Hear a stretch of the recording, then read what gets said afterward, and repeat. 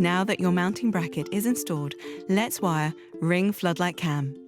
Note that if you live in an area where doing your own electrical work is illegal, or if you're unfamiliar with household wiring, hire a registered electrician to perform this install.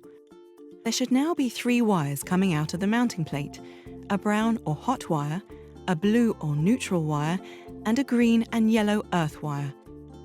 First, hang your floodlight cam from the mounting bracket using the included hook. Then, take the earth wire and loop it around the ground screw on your floodlight cam. Tighten the screw to secure the earth wire. Next, connect the brown wire from your household circuit to the brown wire on floodlight cam using the attached wire connector. Once the wire is inserted, tighten the screw to fix it down. Then connect the blue wires.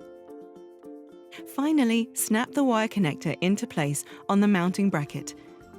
You are now ready to secure your floodlight cam.